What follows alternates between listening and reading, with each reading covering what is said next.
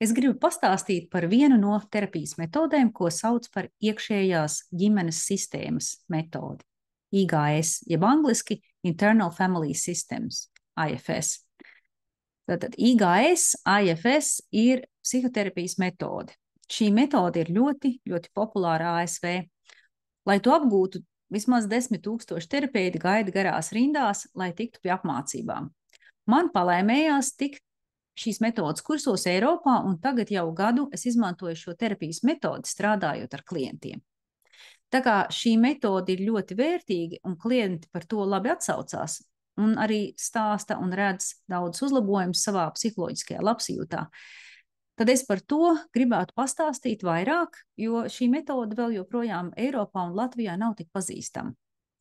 Un es gribētu par to pastāstīt, lai jūs ar to iepazīstinātu.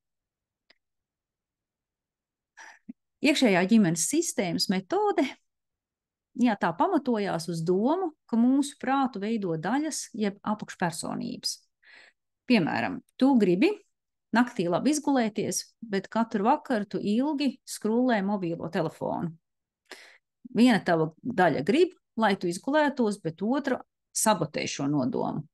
Piemēram, cits gadījums. Tev ir iespējas uzsākt jaunas attiecības ar kādu cilvēku. Un viena tava daļa to patiesi vēlās, bet otra baidās, ka attiecības būs ar tādu pašu vilšanos, kā nesenās neveiksmīgās attiecības. Un tad vēl viens piemērs. Viena tava daļa apņemas vingrot regulāri, un cita tava daļa atrod iemeslus, kādēļ tas nav iespējams. Kā tu redzi, tavas iekšējās daļas var būt, tā teikt, vienā komandā vai stāties vienotrai pretī. Un tu to izjūti kā tādu iekšējo konfliktu, iekšējo cīņu, kam šķiet nav risinājumu. Manuprāt, varētu būt vēl kāds piemērs, kas palīdzētu labāk saprast, kā strādā IGS terapijas metode. Lūk, tad piemērs. Laima ir ļoti atbildīga darbiniece, viņa strādā garas stundas, vienmēr uzmanīgi pārbauda, lai neielaistu kļūdas savā darbā. Bet viņas priekšniece Lailu iebiedē, kad Laila saka, ir tik daudz darba, ka nav iespējams vispār par sevi parūpēties fiziski, ka nav pat laiks izgulēties arī nedēļas nogalēs. Lailas priekšniece saka, ka Laima ir nepateicīga un ka viņa nenovērtē šo lielisko darbu, ko firma viņai dod, un ka, ja viņai nepatīkot, viņa varot meklēt citur darbu. Pēc kāda laika Laima sāk ēst lielā daudzumā, un tad, lai justos labāk, sāk atvemt apēsto. Un visbeidzot, Laima sāk disociēties, viņa cīnās ar trauksmi un ar depresiju. Kas tad notiek ar Laimu, skatoties no IGS perspektīvas? Laima ir tāda daļa, ko var saukt par vadītāju vai menedžeri, kas vēlās nokontrolēt situāciju un liek Laimai daudz strādāt. Strādāt vēlās vakara stundās, katru lietu vairāk kārt pārbaudīt un domāt par darbu pat tad, kad viņa apguļas gultā un mēģina aizmigt. Šī kontrolējošā daļa mēģina nokontrolēt ārējo pasauli, lai Laimas iekšējā pasaule būtu drošībā. Šī kontrolējošā daļa ļoti strādā, ļoti ir nostrādājusies, lai Laima nekļūdītos un tādējādi, lai Laimai nebūtu nepatīkams emocijas. Te dominē kontrole, kritika, vērtējums, plānošana, stratēģija, lai izvairītos no negatīviem notikumiem. Un tad Laima ir arī aizsargs, kas atšķiras no šī menedžera, un šis aizsargs ir tā saucamais ugunsdzēsējs. Tas neko neplāno, tas rīkojās impulsīvi un automātiski. Tad, kad Laima vairs netiek galā ar emocijām, ugunsdzēsējs metās palīgā ar ēdienu un atvemšanu un disociāciju. Ugunsdzēsēji ierodās ārkārtējos gadījumās un metās dzēst emociju uguni ar jebkuriem paņēmieniem, ar ēdienu, alkoholu, pārlieku seksualitāti, pašievainojumiem un pat pašnāvību. Ugunsdzēsēji darīs visu iespējamo un nedomās par to, kā tas varētu ietekmēt veselību un attiecības. Tie grib tikai vienu – nobloķēt emocijas ar jebkuriem paņēmieniem. Gan menedžeri, gan ugunsdzēsēji grib izsūtīt trimdā emocijas un tās daļas, kas ir dziļi ievainotas, kas ir ļoti sāpīgas. Tos, ko mēs saucam IGS sistēmā par izsūtītajiem, tās ir tās visjūtīgākās daļas.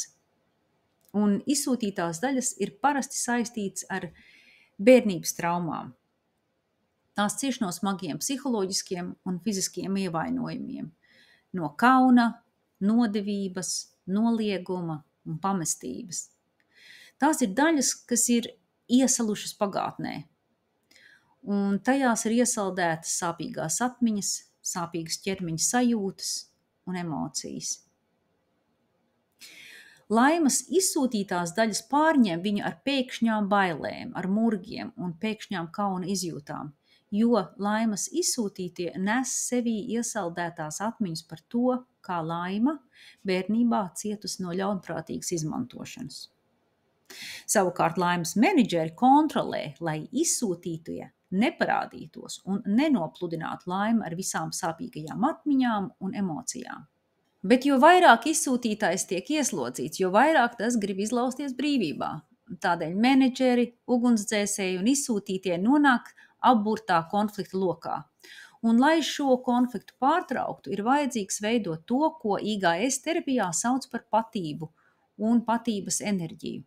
Mūsu patība, tas, kas es esmu patiesībā. Un šī patība spēj veidot harmoniskas attiecības starp visām mūsu daļām, un patību var attīstīt IGS terapijās. Par IGS vēsturi, par IFS vēsturi. IFS vai IGS ir integratīva psihoterapijas metode, un to 1980. gados Amerikas Savienotajās valstīs izstrādāja ģimeņu terapeits Ričards Švarts.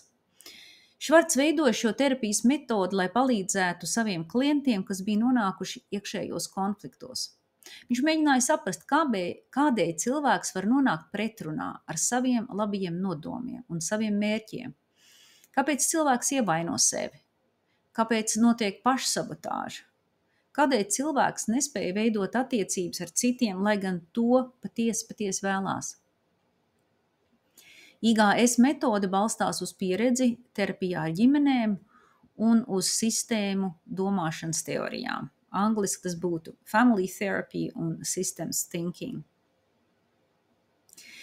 IGS pamatprincips ir tāds, ka katrai daļai ir pozitīvs nodoms, pat tad, ja tās darbības ir neproduktīvas vai izraisa disfunkciju. Nav jācīnās ar daļām, nav tās jāapspiež vai jālikvidē. Šī metode veicina iekšējo saikni un harmoniju, lai atgrieztu prātu un ķermeņa līdzsvarā, lai būtu lielāka labklājības un jēgpilnības sajūta. Te pamatā ir nevis cīņa ar kaut ko, kas tev nepatīk, pie sevis vai pie citiem, bet tava vēlēšanās veidot ķermeņa un prāta līdzsvaru. Piemēram, tā nav cīņa pret kādām nevēlamām lietām, kā, piemēram, atkarībām, bailēm, trauksmes, apsēstībām vai neizlēmības. Tā ir tavu izjūtu un domu izpēte, ļaujot sev nonākt atslābinātā ķermeniskā stāvoklī, ļaujot zemapziņai piedalīties šī procesā, kurā ir iespējamas jaunas izpratnes par notiekošo, jauni alternatīvi nākotnes scenāriji. Šie jaunie scenāriji ir jaunas tavas pieredzes iespējas, un tās tev ļauj būt lielākā līdzsvarā, ar mazāk bailēm, šaubām, sāpēm un neziņas. Kas notiek IGS terapijas laikā? Klients konsultācijā parasti ierodās ar kādu situāciju, kuru viņš piedzīvo kā konfliktējošu. Tā varbūt ir neziņa, kurā virzienā doties, kas ir labi, kas ir slikti. Varbūt cilvēks ierodās ar neizprotamiem simptomiem ķermenī, vai arī tas var būt kopā, gan domas, gan emocijas, gan ķermeniski simptomi. Un ķermeniski simptomi varētu būt kaut kādas sāpes, muskuļu savilkumi, plecos, vēderā, mugurā, kājās un tam līdzīgi. Un konsultācija sākās ar klienta stāstu par situāciju, par domām, izjūtām. Tās ir ļoti līdzīgas, kā tas notiek citās psihoterapijas telpās un terapijas metodēs. Tad seko vingrinājumi, kas palīdz atslābināt ķermeni, un klients pievēršas kādai no aktīvajām daļām. Kā jau teicu, tā var izpausties gan kā doma, gan kā emocija, vai arī kā ķermeniska sajūta. IGS terapijas procesā klients, terapeita vadīts, ļaujas izjūtu un iztēles bagātai izpētei. Iztēli var pielīdzināt sapnim vai arī paplašinātam apziņas laukam. Tajā parādās jauni, vēl nebijuši tēli, nebijuši ieskati, kas parasti ļauj klienta iekšējai sistēmai iegūt jaunu perspektīvu un jaunus risinājumus. Tādus, kas ir līdzsvarotāki un veselīgāki, gan psiholoģiski, gan arī ķermeniski. Ar šo terapijas metodu var palīdzēt individuāli, pāru terapijās un ģimenes terapijās. Es personīgi strādāju tikai individuāli. Terapija var efektīvi ārstēt dažādus simptomus, piemēram, depresijas, trauksmes, paniku, fobijas, traumas, sāpes, vielu atkarības, dažādus veselības traucējumus, piemēram, artrītu un arī miega traucējumus. Terapija ir arī ārkārtīgi efektīva vispārējai psiholoģiskai darbībai un labklājībai. IGS terapija iespējams nav ieteicama aktīvas psihozes gadījumos, kas prasa intensīvu ārstniecību un medikamentus. 2015. gadā IGS tika atzīta kā uz pierādījumiem balstīta terapijas metode un ierakstīta ASV valsts reģistrā, kurā apkopotas visas uz pierādījumiem balstītās programmas un prakses un metodes, kas pierādītas kā efektīvas kaitīgo vielu atkarībās un garīgās veselības atvesaļošanā. Tad kopsavilkumā par to, ko tad sagaidīt no iekšējās ģimenes sistēmas terapijas. IGS ir sarunu terapija, kurā jūs sadarbojaties ar terapeitu, lai identificētu un izprastu daļas, kas veido jūsu iekšējo psihes sistēmu. Kad būsiet identificējuši šīs daļas, terapeits palīdzēs jums atpazīt savas jūtas pret apspiestajām emocijām, iemācīties atbrīvoties no šīm sajūtām, lai jūs būtu brīvāks risināt reālo problēmu un galu galā atrast pozitīvākus veidus, kā patstāvīgi regulēt iekšējos konfliktus.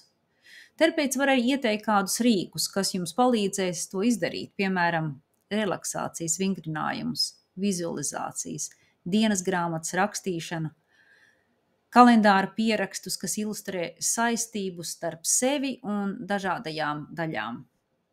Es arī pievēršu uzmanību klienta dzīves stilam, miega kvalitātei, pārtikai un fiziskajām aktivitātēm, un arī tādām svarīgām aspektam kā garīgums, kas, manuprāt, ir nozīmīgs, lai cilvēks varētu just piepildījumu un arī jēgpilnību. IGS terapijas metodi var apvienot arī ar citām psihoterapijas metodēm, un šīs terapijas ilgums var būt īsāks vai garāks atkarībā, vai tu vēlies kādu konkrētu momentānu risinājumu, vai tu gribi padziļināt, izprast savu psiholoģisko un savu ķermenisko būtību, un savu patību, un savu vietu attiecībās, un arī uzdevumu šī dzīvē. Turpinot IGS terapiju, klienti saka, ka tie sāk just mieru, kļūst pārliecinātāki, ir lielāka skaidrība, ir vēlēšanās izzināt, pieaug radošums, pieaug drosme, arī pieaug līdzjūtība pašam pret sevi un pret citiem. Un visbeidzot ir saikne attiecībās ar sevi pašu un arī ar citiem. Tas notiek tāpēc, ka pieaug šīs 5 lietas. Klātbūtne, tā sajūta, ka es esmu šeit un tagad, ir pacietība, ir perspektīva, ir neatlaidība un ir rotaļīgums.